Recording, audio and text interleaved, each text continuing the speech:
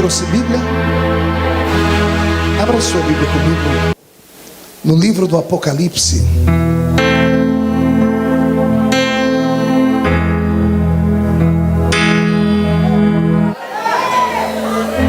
Apocalipse, capítulo de número 5. Deus é fiel. Também quero agradecer a Deus pela vida do Paulinho. Cadê o Paulinho? Está aqui. Paulinho foi a ponte para que eu viesse para cá. Eu costumo dizer que Jesus é o caminho até a minha agenda, e o Paulinho é o pedágio, né? Glória a Deus. O tecladista que vai me acompanhar aí, obrigado. Mais baixinho um pouquinho, tranquilinho, tá? Fique em paz, já vi Deus aí na sua vida. Essa é benção. Apocalipse 5, verso 1. E vi na mão direita daquele que estava sentado no trono um livro escrito por dentro e por fora, todo ele selado com 7 selos. Vi também um anjo que proclamava com grande voz: quem é digno de abrir o livro e desatar os seus selos? Ora, nem no céu, nem sobre a terra, nem debaixo da terra, ninguém podia abrir o livro nem olhar para ele. E eu chorava muito, porque ninguém foi encontrado digno de abrir o livro, nem de olhar para ele. Todavia, um dos anciãos me disse: não chores, eis ali o leão da tribo de Judá, a raiz de Davi, que venceu para abrir o livro e desatar os seus 7 selos. Amém. Feche a Bíblia, coloque no banco, na cadeira, pegue na mão da pessoa mais perfumada do seu lado. Ainda dá tempo. Aperte a mão dele ou dela com carinho até eles falarem aleluia. Pentecostal que não faz barulho está com defeito de fabricação, não é? Vamos orar. Pai, nós te exaltamos e te glorificamos. Nós entendemos que dentro de alguns minutos, e esta linda igreja ficará pequena para o tamanho da glória que o Senhor vai mandar sobre nós. Os que vieram tristes começarão a saltar de alegria. Os que vieram se arrastando voltarão voando nas asas de um novo tempo. E antes que eu comece a ministrar a sua palavra, cerque esta igreja com a sua glória. E num raio de 5 quilômetros, onde houver um demônio alojado, eu dou a esses demônios segundos para sumirem daqui. Porque se não sumirem, serão queimados pelo poder da sua glória, que aqui será derramada.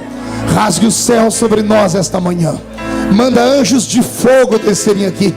Que estes anjos desçam trazendo brasas de fogo nas mãos. Comecem a esparramar estas brasas entre nós.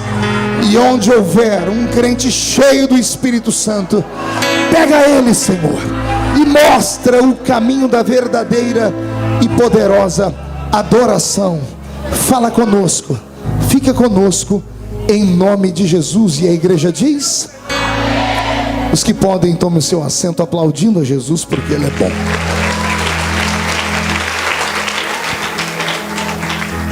Glória a Deus. A palavra que Jesus plantou no meu coração nesta manhã é uma palavra muito linda. E se você me emprestar a sua mente por alguns minutos, eu creio que a sua alma ficará farta com a palavra do Senhor. Apocalipse não é um livro comum. É um dos livros menos lidos por toda a igreja. Também é um livro que alguns pregadores têm dificuldade de andar por ele. A linguagem do livro do Apocalipse é uma linguagem futurística, é uma linguagem metafísica. Talvez por isso as pessoas tenham dificuldade de compreender as palavras que nele está escrito. Mas aquele leitor da Bíblia, que lê a Bíblia com o coração, vai compreender que o livro do Apocalipse não é um livro apenas das coisas do futuro. Quando Jesus revelou este livro ao apóstolo São João, ele deu a ele um resumo do livro logo no primeiro capítulo. Jesus disse a ele: tudo que você ver, escreve num livro, as coisas que eram, as que são e as que hão de acontecer.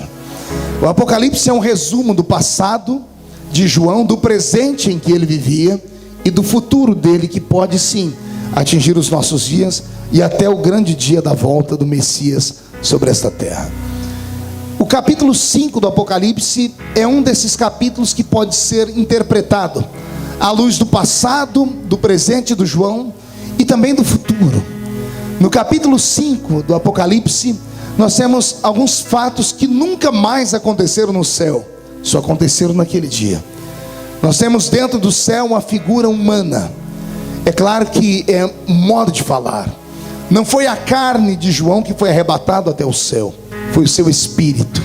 Os crentes aqui devem se lembrar da história. João, o grande ancião, pastoreava a cidade de Éfeso quando tinha mais de 90 anos de idade. Foi o último dos discípulos a sobrar vivo nesta terra. Os outros 11 haviam sido flagelados, assassinados e transformados em mártires.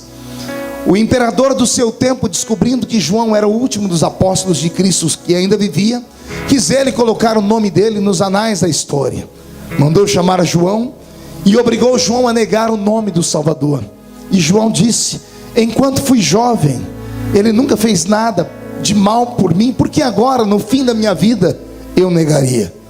E então o imperador, sabendo que João responderia desta forma, arquitetou um projeto para matá-lo, e fez uma grande banheira, um grande tacho, e colocou azeite fervendo nele. Fez uma grande festa e chamou seus convivas, e chamou também o velho João, e deu a João a oportunidade de negar a fé no seu Salvador. A história diz que João olhou para o imperador e disse: aquele tacho de azeite fervendo não é meu inimigo, é meu amigo, é a carruagem que me levará mais rápido à presença de Deus.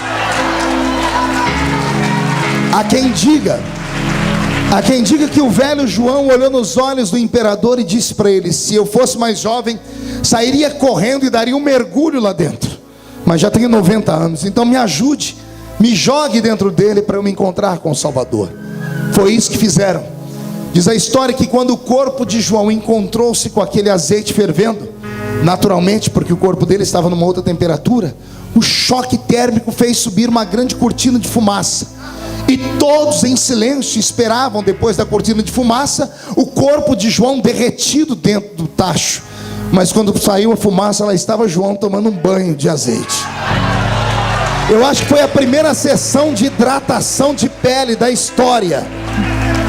O velho João hidratou a sua pele com aquele azeite, e o imperador gritou: por que é que esse azeite não queimou você? E lá de dentro do tacho, João gritou: é que o azeite que está dentro de mim é mais quente do que o azeite que está por fora. A presença do Espírito Santo de Deus. Não podendo matar o velho João, sabendo que agora as pessoas viam nele uma espécie de herói, o imperador do seu tempo colocou João em um barco e levaram ele a uma ilha rochosa chamada Ilha de Patmos. E na ilha de Patmos soltaram o velho João. A história diz que os homens que levaram João não se atreveram a colocar os pés na ilha. Jogaram o velho perto das águas e logo saíram dali. A ilha era tomada por outros homens que haviam encontrado a morte, mas a morte fugido deles.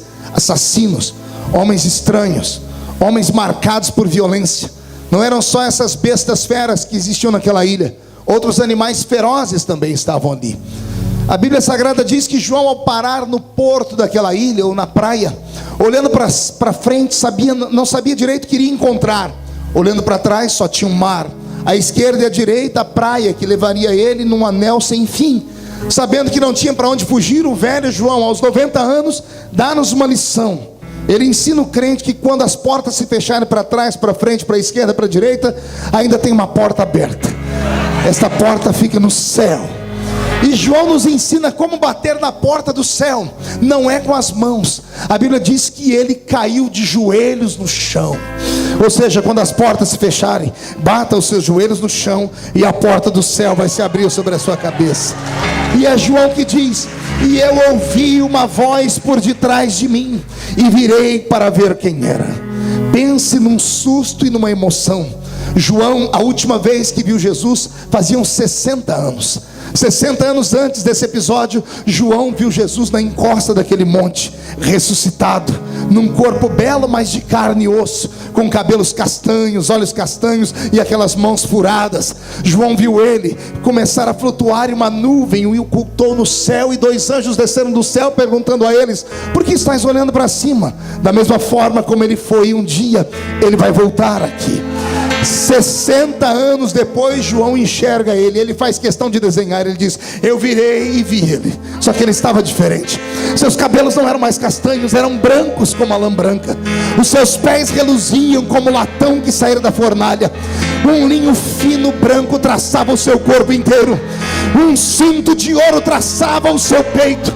Os seus olhos eram como chamas de fogo, e da sua boca uma espada aguda de 2 fios disse: João, sobe para cá, João. Oh, glória. Aleluia. Ai, Jesus, eu vou ter dificuldade para pregar aqui. Essa igreja é muito viva.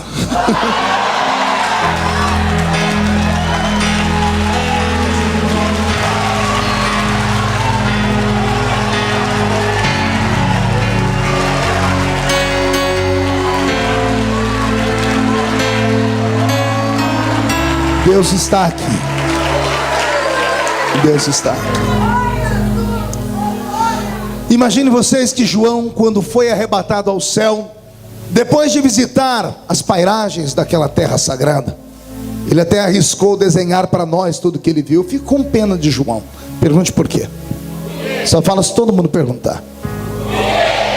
Porque Jesus, em toda a sua vida, no seu ministério aqui na terra, no início da igreja, ele ousou levar para o céu só 2 homens. Um era pastor de igreja e o outro era evangelista. O pastor que foi no céu, Deus mostrou para ele como era o céu. Quando ele voltou, ele estava num culto como esse pregando, quando ele lembrou, e ele começou a falar: eu conheço um homem que, se no corpo não sei, se fora do corpo também não sei, foi arrebatado ao 3º céu e ouviu coisas inefáveis. Quando ele disse isso, a igreja ficou como vocês aqui, com o olho esbugalhado, esfomeados, querendo saber o que era. E ele disse que não é lícito aos homens contar. A igreja ficou frustrada.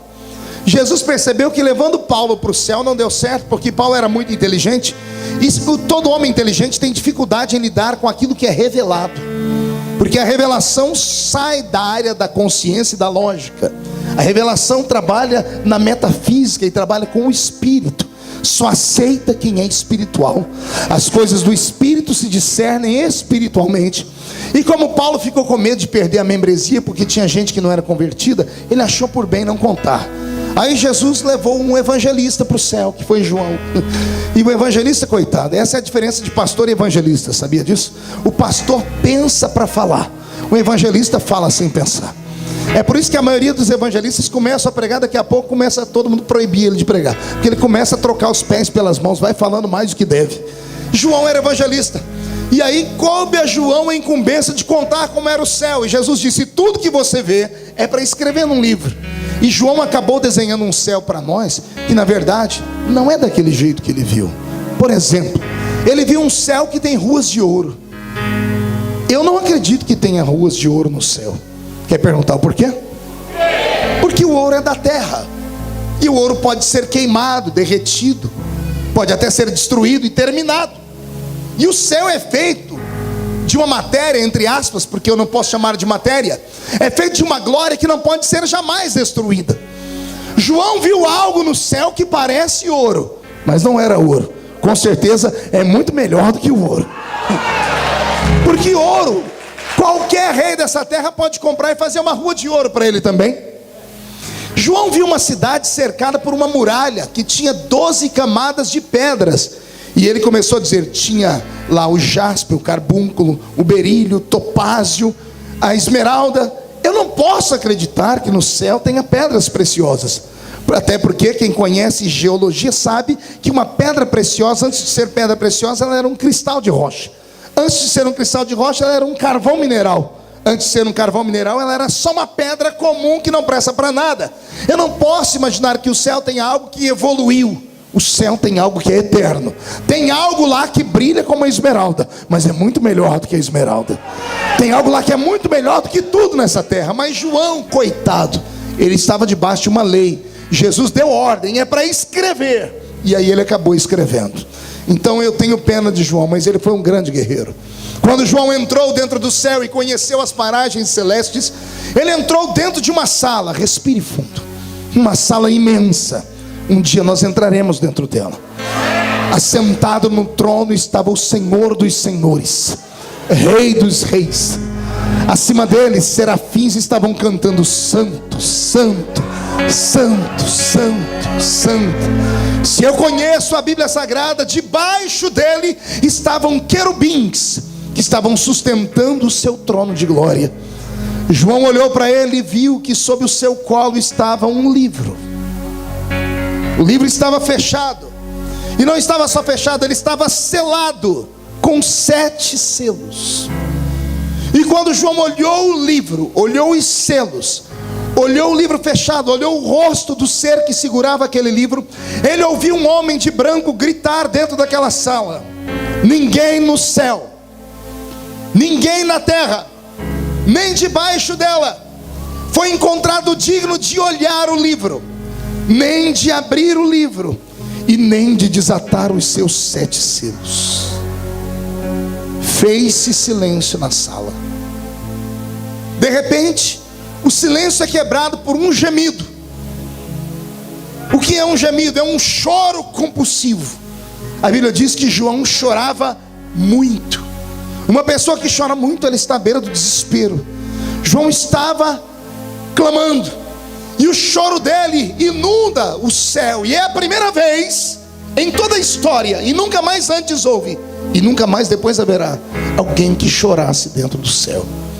O choro foi tão forte que mexeu no coração de Deus. E dias mais tarde o próprio Deus disse a João: João, escreve aí, que ninguém que entrar aqui dentro vai chorar mais. Todos os dias e todas as vezes que os homens e mulheres morrerem e vierem para cá, ou no grande dia do arrebatamento, quando entrarem no portão do céu, eu vou ficar lá na porta esperando os homens e as mulheres com um lenço da eternidade, porque Deus enxugará dos nossos olhos todas as nossas lágrimas.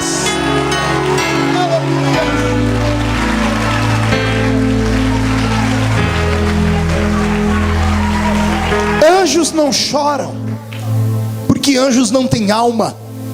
Anjos são espíritos. O próprio Deus nunca havia chorado, porque Deus também não tem alma. Deus é espírito. A alma é um presente que Deus deu só para essa raça que está aqui.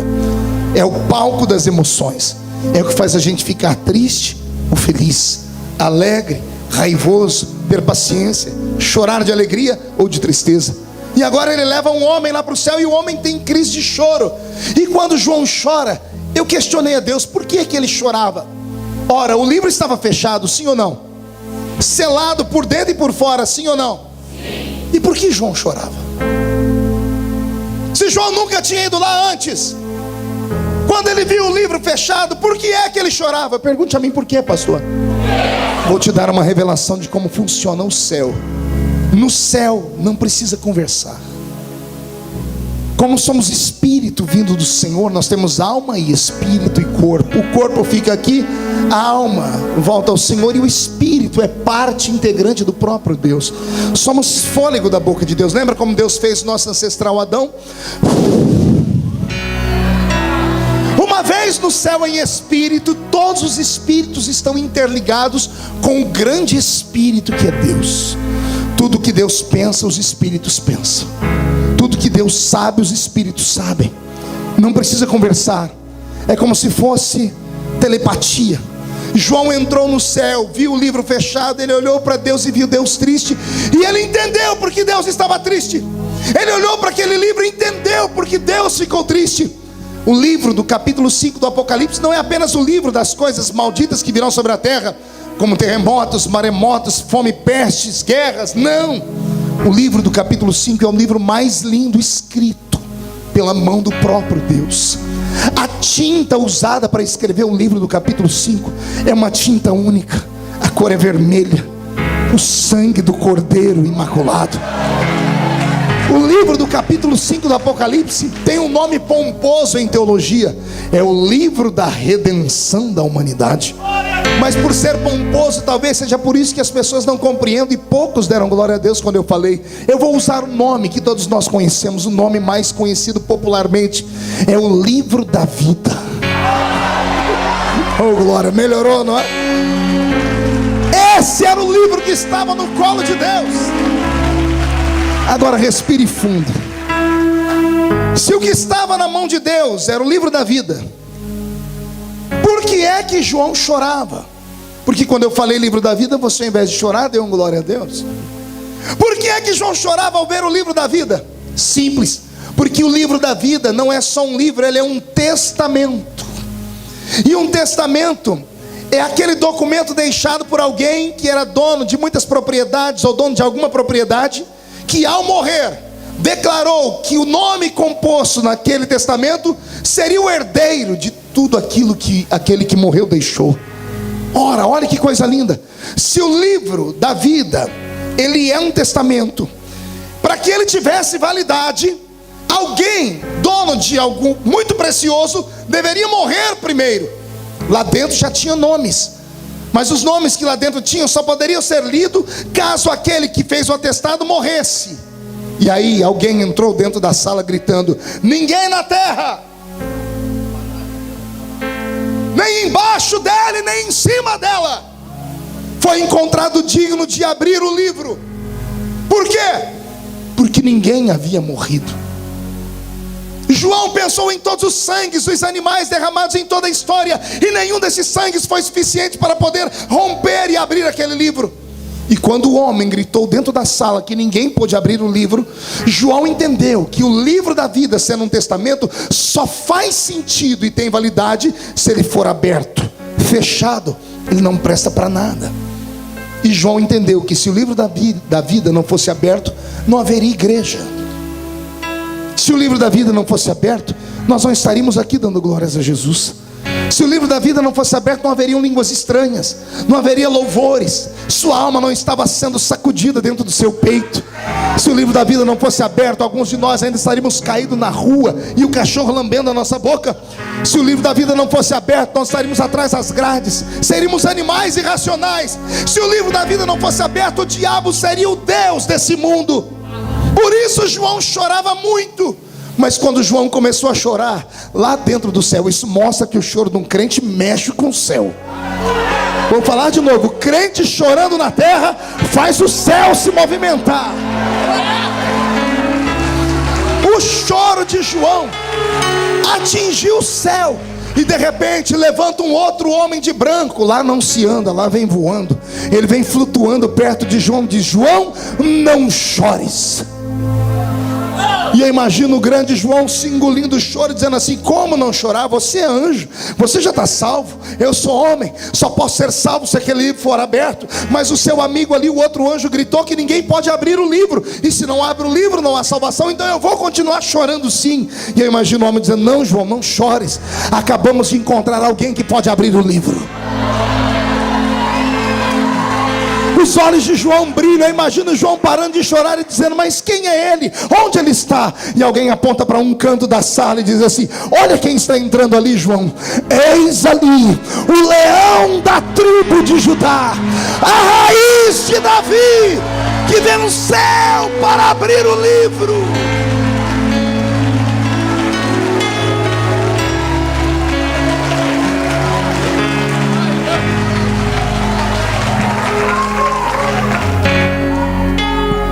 Respire fundo. O livro do Apocalipse, capítulo 5, pode ser lido em uma outra linguagem no Velho Testamento, no capítulo 6 do livro do profeta Isaías. Isaías, no capítulo 6, versículo 8, texto usado em quantas manhãs missionárias onde eu já preguei pelo mundo. Fui descobrir anos mais tarde que não se tratava apenas de uma chamada missionária humana, mas de uma revelação divina. Lembra que está escrito em Isaías capítulo 6, versículo 8? A quem enviarei? Quem há de ir por nós? E eu respondi: eis-me aqui, envia-me a mim. Quantas vezes eu preguei esse texto imaginando que era Isaías que respondia, até o dia que Deus falou no meu coração e me deu a interpretação. Como o Apocalipse é as coisas, a revelação das coisas que eram, e das coisas que foram, e das coisas que são, das coisas que foram antes de João, que eram no tempo dele e depois dele. Apocalipse capítulo 5, Isaías 6 formam um paralelo. É a mesma história contada de outra forma. Em Apocalipse 5 tem um livro fechado e alguém gritando: ninguém pode abrir o livro nem olhar para ele. Em Isaías capítulo 6 está Deus sentado no trono, olhando para a terra e dizendo assim: e agora? A quem enviarei? Quem há de ir por nós? Por que isso? Porque desde o livro do Gênesis até o livro do Malaquias, o Velho Testamento inteiro, o próprio Deus desceu a esse mundo tentando conquistar o coração do homem, mas o homem expulsou Deus desse mundo. Você sabe que a diferença entre o Velho Testamento e o Novo, na nossa Bíblia Sagrada, ele é mostrado por páginas que separam o Velho do Novo Testamento. Quando em teologia são 400 anos em que Deus fica sem falar com o homem. Por 4 séculos Deus não derramou mais a sua graça sobre a terra, não mandou anjos, não houve a manifestação de Deus através de nuvens, Deus não fez mais sinais nem prodígios, Deus não levantou mais profetas. Por isso existe Velho e Novo Testamento. A diferença entre o Velho e o Novo Testamento estão em 400 anos em que Deus virou as costas para o homem. E por que é que Deus virou as costas para o homem? Porque Deus fez de tudo para o homem, e o homem provou que não era digno dele. Deus voltou para o céu, sentou no trono, olhou para a terra e ficou com pena dela e disse: ó terra, se eu fui aí e você não me aceitou, e agora? A quem enviarei? Quem há de ir por nós? Não havia mais salvação para a raça humana. Por isso, num período de 400 anos, Deus abandonou a terra. Mas de repente, lá no céu, quando já não havia mais esperança, quando Deus gritou: e agora quem enviarei? Quem há de ir por nós? À direita de Deus levanta alguém, toca no ombro do pai e diz: pai, eis-me aqui.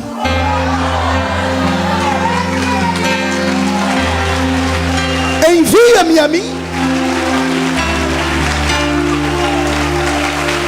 Esse eis-me aqui, envia-me a mim, é a resposta lá do capítulo 5 de João. Eis ali o leão da tribo de Judá, que venceu para abrir o livro, fazer aquilo que ninguém podia fazer mais, olhar o livro, aquilo que ninguém podia fazer mais, e desatar os selos, aquilo que ninguém podia fazer mais. Está compreendendo, igreja? Quem está entendendo de que eu estou?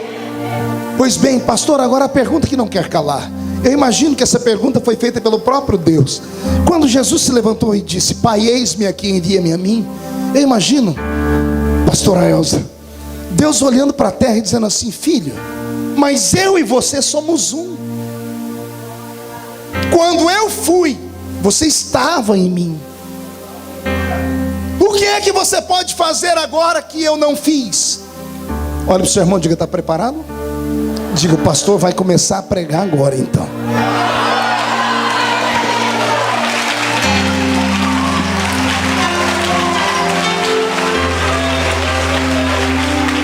Eu desenhei para você o cenário, para você entender onde eu ia chegar. Agora eu vou começar a pregar.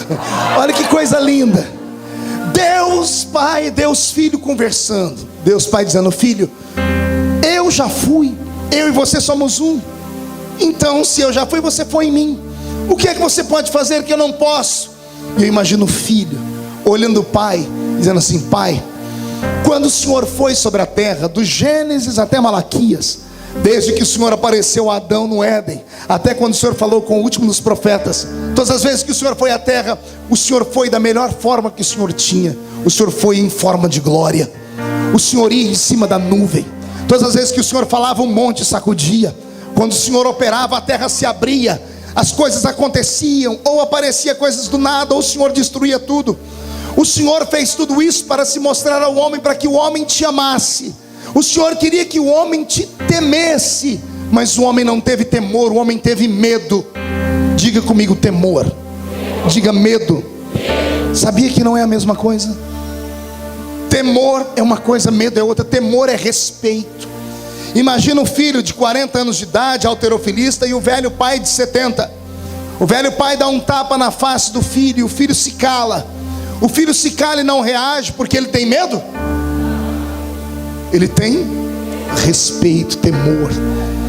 Deus queria que o homem tivesse respeito, temor, mas o homem começou a ficar com medo. Quão terrível é esse Deus! Um Deus que faz cair fogo do céu, um Deus que manda abrir o mar. Os homens tinham medo e serviam a Deus por medo, e Deus não quer que ninguém sirva a Ele por medo. Aliás, isso vale para nós no tempo presente. Se tem alguém aqui nessa igreja, nesta manhã, que serve a Deus porque tem medo de ir para o inferno, com todo respeito, você vai para o inferno aqui dentro mesmo.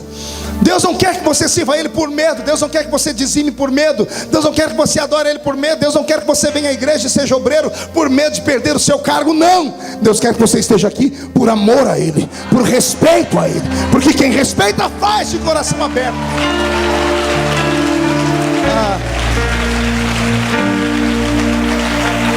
Deus queria temor e o homem teve medo. Por ter medo, o homem não conseguiu ser amigo de Deus. E então Jesus começa a dizer: Pai, o Senhor foi como Deus, por isso o Senhor nunca conseguiu compreender o homem. Nós criamos o homem, a raça mais incrível do universo. O homem chega a ser mais complexo do que os anjos, mais complexo do que os animais da terra. Aliás, não conte para ninguém, o homem é uma mistura do céu com a terra. Sabia disso? Diga para o seu irmão: não é para bater palma agora, é para ficar quieto, é para aguentar calado. Olhe para mim, o homem é uma mistura do céu com a terra. Primeiro Deus fez os anjos. Os anjos foram só uma espécie de rascunho. Depois Deus fez os animais irracionais, outra espécie de rascunho. Os anjos têm espírito e inteligência. Os animais têm terra e alma. Os animais não podem ir para o céu, os anjos não podem morar na terra. Aí Deus teve uma ideia brilhante. O que aconteceria se eu pegasse a essência dos anjos e pegasse a essência dos animais e misturasse os dois? Qual era o resultado? O resultado foi a criação mais linda de Deus. Você. Foi você.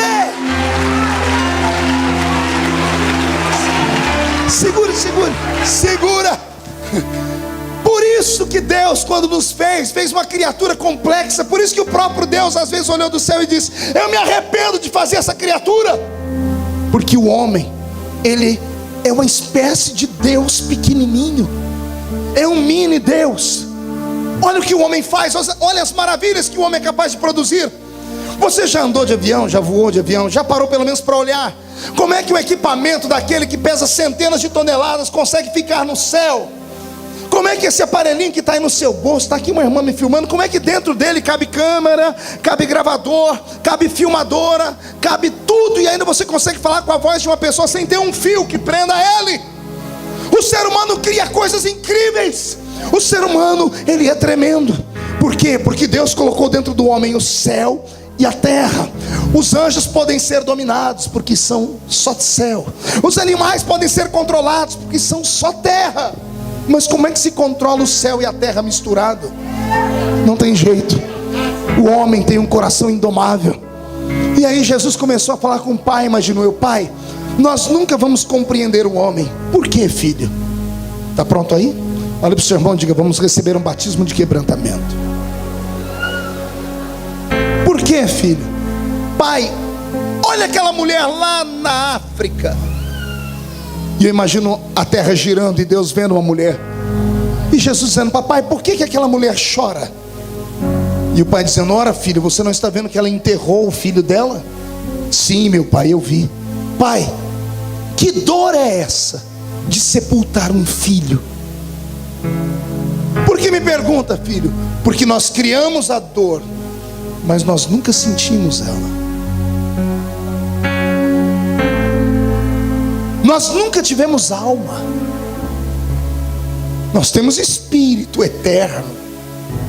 Pai, por que aquele homem chora lá na Oceania? Ele chora porque ele foi traído pela mulher que ele amava. Pai, que dor é essa chamada traição? Que nós criamos, mas nós nunca sentimos. Por que aquela criança, pai, chora desenfreadamente? Filho, olhe para ela, pele e ossos, não tem comida, chora de fome. Pai, que dor é essa chamada fome? Que nós criamos, mas nós nunca sentimos. Por que chora aquele menino, pai? Sede, filho. O corpo dele precisa de água para sobreviver. Que dor é essa, pai? Nós nunca precisamos de água. Nós criamos para o homem algumas leis que nós nunca sentimos elas. Nós fizemos o homem um rato de laboratório e demos a ele algumas cruzes que nós nunca experimentamos. Por isso nós não sabemos por que é que eles reagem daquela forma. Aquela mulher está te amaldiçoando, pai. Sim, por que ela te amaldiçoa, pai? Porque eu toquei na pele dela, ela está com doença. Pai, nós nunca ficamos doentes.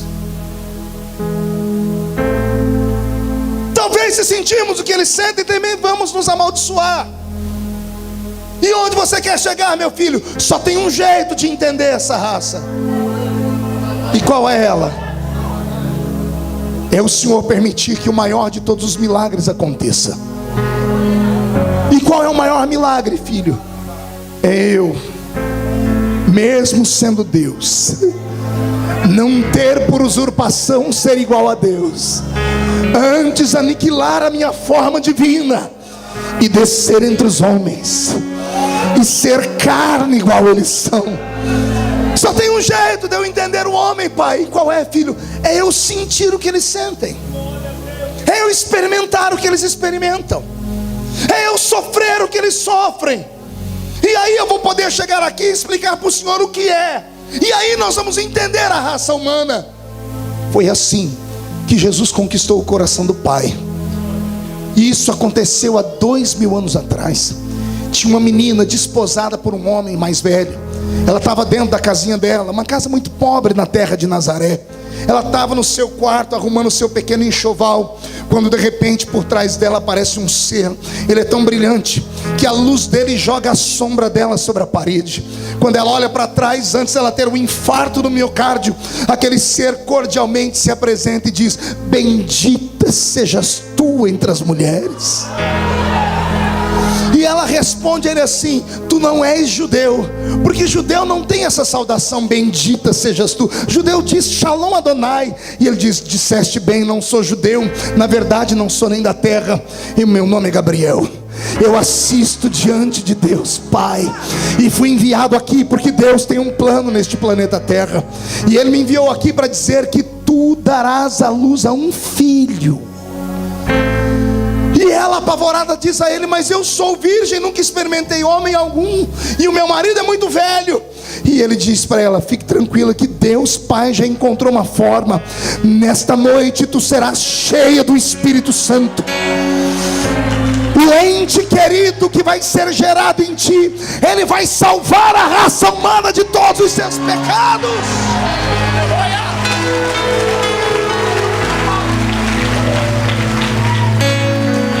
E daquele dia para cá, Deus começou uma obra extremamente maravilhosa. Por que é que eu estou pregando esta mensagem nesta manhã? Eu estou aqui diante da mesa mais linda que alguém pode ter. Se você parasse de olhar os irmãos que estão subindo e descendo e olhasse aqui para a esquerda, você seria mais abençoado. Se você olhasse esta mesa e compreendesse o que nós temos aqui, você ficaria, se sentiria a pessoa mais abençoada do mundo. Você pode não ter tudo que você quer nesta terra, mas você tem tudo que você precisa nessa terra. Você pode não ter o carro, nem a casa e a mansão que você queria, pode não ter o corpo daquela grande atriz ou daquela grande modelo, mas você tem algo que com certeza elas dariam tudo que tem para ter. Você tem um nome escrito no livro da vida. E o seu nome foi escrito no livro da vida porque um dia Deus olhou para a terra e percebeu que você não poderia fazer nada para ser salvo. Anote o que eu vou dizer agora. Não existe nada que o homem ou a mulher possa fazer para ser salvos, a não ser crer em Jesus Cristo Salvador. A salvação não é como um objeto que você pode comprar. Não é porque você jejuou muito, não é porque você subiu um monte, desceu um monte, não é porque você respeita doutrinas de homens, não é porque você não corta o cabelo e não maqueia o rosto, não é porque você não deita com homem nem com mulher, não é porque você fez um voto do celibato. Não é isso que te dá a salvação. A salvação foi te dada porque um dia alguém morreu no seu lugar, e esse que morreu no seu lugar chegou diante de Deus e disse: Pai, só existe uma maneira maneira do homem ser salvo. E qual é, meu filho? É o Senhor ter misericórdia deles. É o Senhor olhar para eles e dizer assim: eles não podem fazer nada porque erram todos os dias. A Bíblia Sagrada narra a história de 740 classes de pecado. Senhoras e senhores, é impossível viver nesse mundo sem pecar.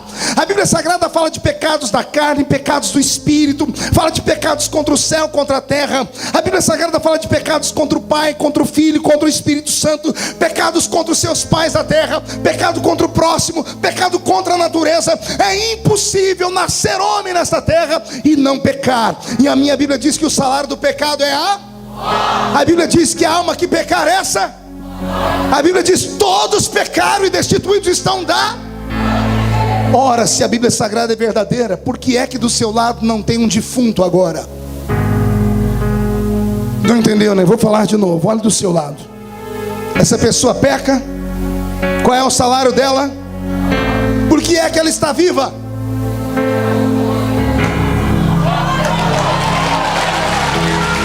Vou falar de novo. Se o salário do pecado é a morte, a lei não pode ser quebrada, por que é que nós estamos vivos?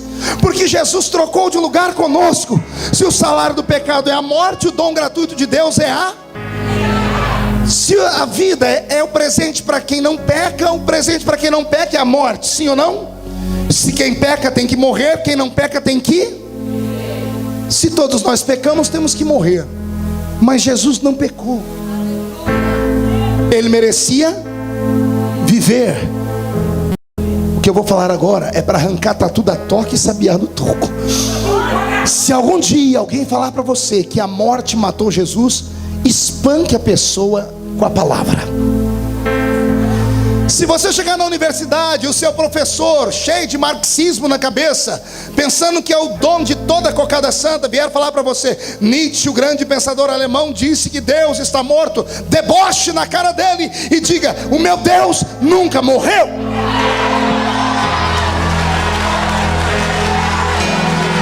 Deus que morre não é Deus.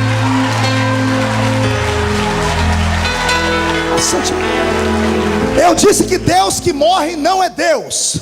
Vou repetir: Deus que morre não é Deus.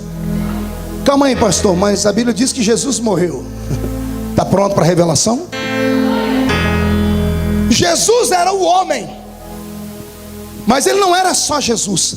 A Bíblia faz questão de chamar ele de Jesus Cristo. Cristo não é sobrenome. A palavra Cristo significa o ungido. Yeshua é o nome da terra. Machia é o Messias que veio do céu. Jesus Cristo. Quando a morte chegou naquela cruz e viu Jesus agonizar, ela até que sorriu e tentou matar ele, mas era impossível. Pergunte por quê? Porque ele nunca pecou. O que eu vou falar agora é sério. Segure as palmas. Se Jesus não tivesse dado uma mãozinha, ele estaria pendurado na cruz até hoje. Como assim, pastor? Se Jesus não tivesse tomado a opinião, dissesse: eu vou morrer, ponto final, ele estaria pendurado na cruz até hoje, porque a lei não pode ser quebrada. O homem só morre porque peca. Deus disse a Adão: o dia que você me desobedecer, você vai morrer. Mas Jesus nunca pecou. Como ele nunca pecou, ele não pode morrer. A morte está proibida de tocar nele. Por isso Jesus está naquela cruz agonizando, e a morte não pode levar ele embora. Ela até tentou, mas quando ela parou na frente de Jesus, ela encontrou um problema. Pergunte qual? Ela encontrou Jesus por fora e o Cristo por dentro.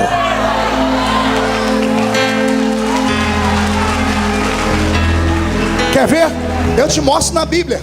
A Bíblia diz que Jesus atravessou o mar, chegou do outro lado na terra de Gadara, foi num cemitério. O ministério dele estava começando, ninguém em Gadara conhecia ele ainda. Não tinha telegrama, televisão, telex, mensagem de SMS, não tinha nada naquela época. Ninguém sabia quem era ele. E ao invés de ir para a cidade, ele entrou no cemitério. Mas quando ele entrou no cemitério, um homem que estava lá dentro, possesso por uma legião de demônios, 6.000 demônios vieram rosnando e gritando, caíram de joelho ao pé dele e gritaram assim: que temos nós contigo, ó Cristo?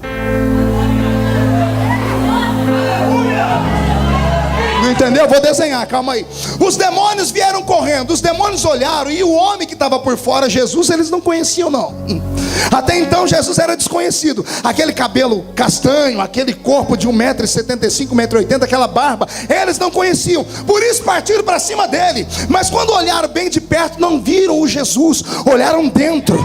E quando olharam dentro, viram o Cristo, o Deus eterno.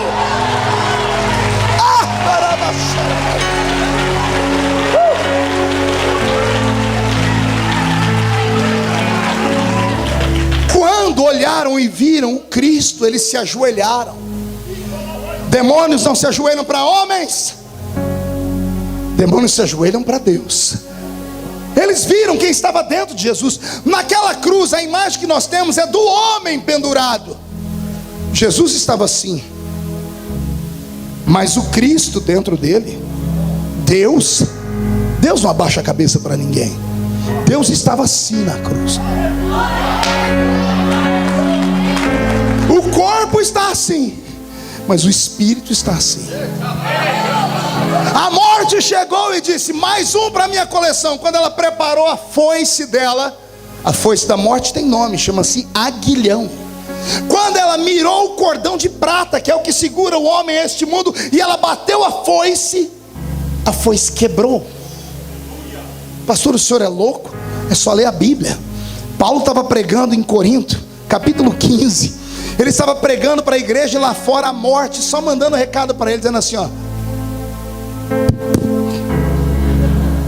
depois eu te pego, você vai morrer, baixinho. E ele aspirava ares de morte, porque era ameaçado em todo lugar que ia. O baixinho, quando foi sentir medo, ele olhou direito e enxergou a morte. Ao invés de ele fugir dela, ele começou a rir. E ele fez uma pregação para os coríntios, dizendo assim: ó morte, ó morte, onde está, ó morte, a tua vitória?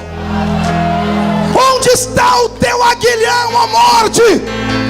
Travada foi a grande batalha na cruz, e a vitória foi do eterno Deus de Israel. A morte não tem mais uma foice, porque a morte não matou Jesus. Jesus foi o único homem que escolheu a hora e o momento de morrer.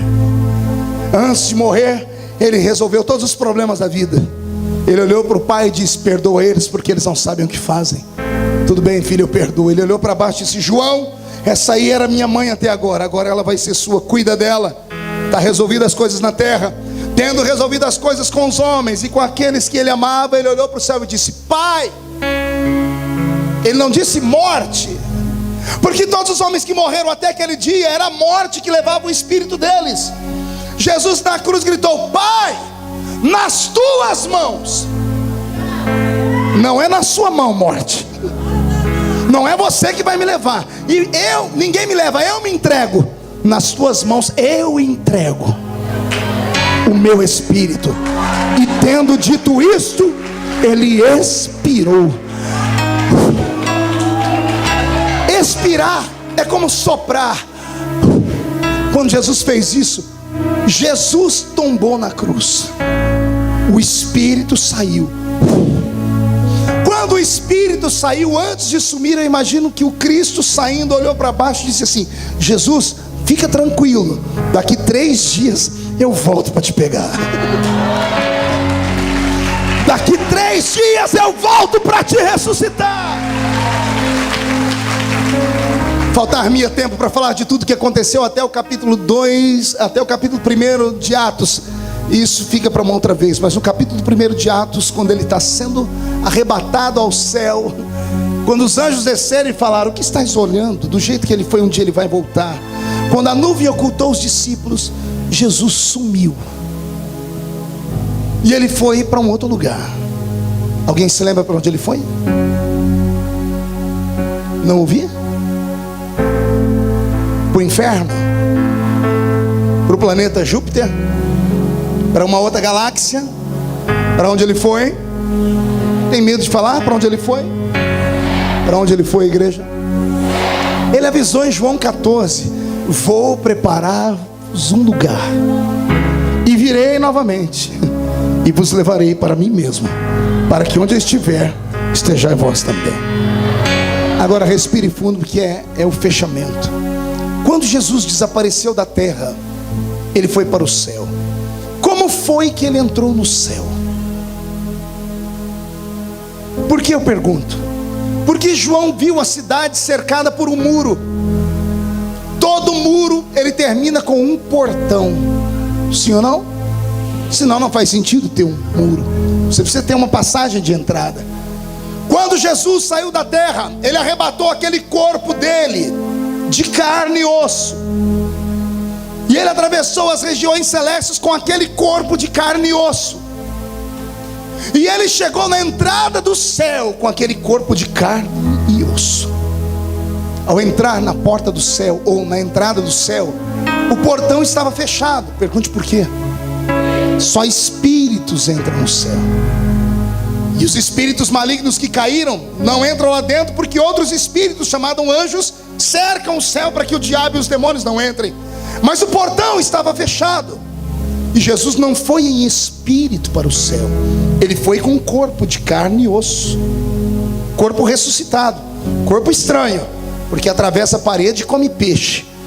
Come peixe, atravessa a parede e voa. Come peixe, atravessa a parede e voa, e foi lá para cima. Chegou na porta do céu. Ele poderia ter atravessado o portão, mas não fez. Pergunte por quê? Porque o homem estava proibido de entrar no céu. Fazia 400 anos que nem as nossas orações chegavam lá. Deus fechou o céu para o homem. Mas agora Jesus está na porta do céu. Os anjos que guardam as regiões celestes observam aquela cena, não sabendo quem é ele direito, porque anjo não é onipresente nem onisciente. Eles vêm voando pensando que é um intruso, um espírito caído. Mas quando chegam perto dele, tomam um susto, porque eles veem as mãos furadas e lembram da história. E esses anjos começam a cantar o Salmo 24.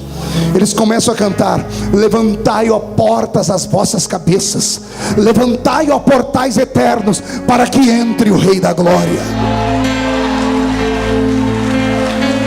Os anjos que estão lá dentro do céu vêm voando, vêm correndo com a chave do portão na mão, vão colocando a chave no portão, olhando pelas gretinhas do portão, vendo aquele ser que ali está e perguntando: mas quem é este Rei da Glória? Os anjos que estão lá atrás levantam as asas, começam a voar e gritar: o Senhor dos exércitos, poderoso na batalha, Ele é o Rei da Glória.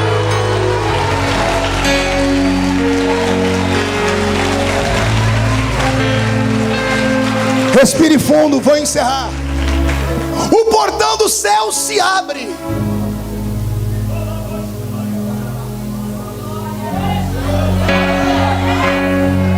Pela primeira vez em 400 anos. Não é a oração de um homem que entra no céu, é uma oração encarnada. Jesus entra com aquele corpo de carne e osso no céu.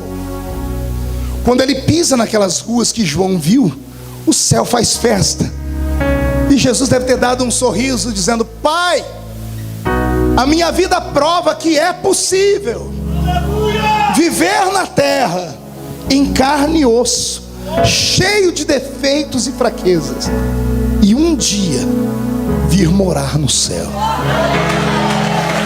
Segure as palmas. Jesus começa a voar naquele lugar lindo. Passou por uma casa que vai ser sua.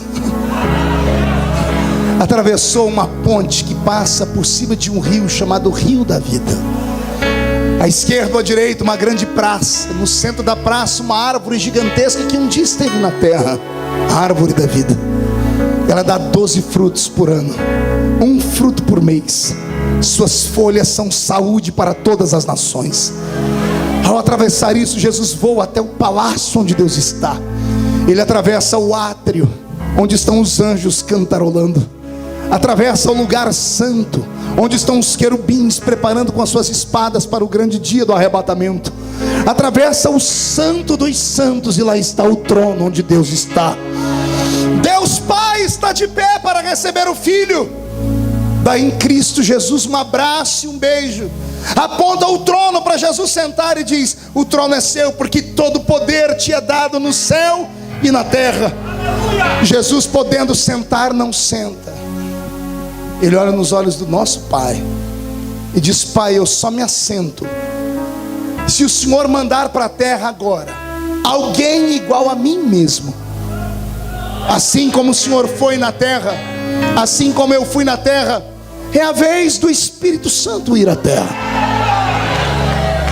E por 10 dias Jesus ficou intercedendo. O Pai não queria mandar o Espírito Santo para a terra. Por 10 dias quem sustentou a terra foi a primeira vez. Anote aí os que gostam de ensino teológico, anota aí, Paulinho. É a primeira vez na história, desde que o mundo foi criado, que a terra fica sem a presença da Trindade por 10 dias. E ela é sustentada pela oração de quase 120 crentes. Quando Jesus foi, o Pai estava lá e o Espírito também. Os 3 ficaram lá e a terra ficou sozinha.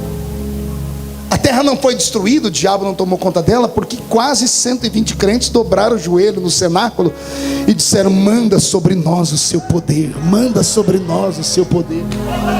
O Pai no céu, observando Jesus, queria saber: por que é que eu devo enviar o Espírito? Eu fui e me rejeitaram, você foi e te crucificaram. Quem pode garantir que não vão fazer ele sofrer? E Jesus deve ter dito ao Pai: eu ensinei aos homens que podem tocar em mim, podem tocar em ti, mas no Espírito Santo ninguém pode tocar, porque ele é sensível, ele é tremendo, é ele que nos faz chorar, é ele que nos convence de que Deus está aqui, de que somos pecadores, e é ele que vai te convencer hoje que você pode tocar no corpo e no sangue de Jesus, que não importa o erro que você tenha cometido, o fato de você estar aqui hoje, não estar na sua casa amedrontado, te faz maior do que qualquer coisa nesse mundo. Que você não é no céu aguardado como uma espécie de super-homem ou Mulher Maravilha, mas que Deus quer que você o ame acima de todas as coisas. E se errar, peça perdão. E se cair, chacoalhe a poeira e levante. E se alguém te acusar, pegue na mão da pessoa e procure um sinal, uma cicatriz. Se não tiver, ignora, porque nesta manhã o culto não é para homens e mulheres normais, é para aqueles a quem Jesus Cristo amou, perdoou e salvou pelo poder do seu sangue. E só os que são perdoados têm um grito de glória.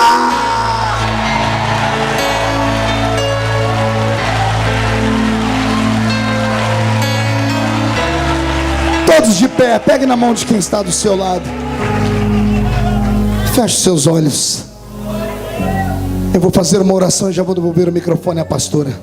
Comece a orar, comece a orar.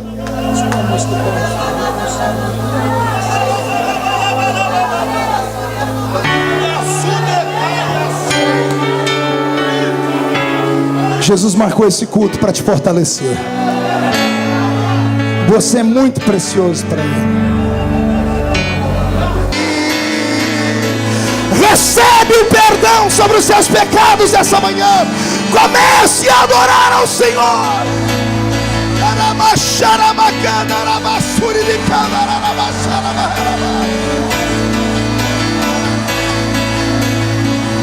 Para terminar, levante a mão direita para o céu comigo. Diga comigo: todos os demônios que lutaram contra a minha vida, que me acusaram, que armaram ciladas, que nesses últimos 30 dias me atormentaram, eu ordeno, venha para a palma da minha mão agora. Feche a sua mão, segure eles. Eu conto até 3, você joga no chão e pisa em cima. No 3 a gente canta o coro. 1, você nunca mais será o mesmo. 1,5, sua família sentirá orgulho de você de novo. 2, esta será a melhor Santa Ceia que você já participou. 2,5, 2015 será o melhor ano da sua vida. 3, jogue no chão, pise em cima.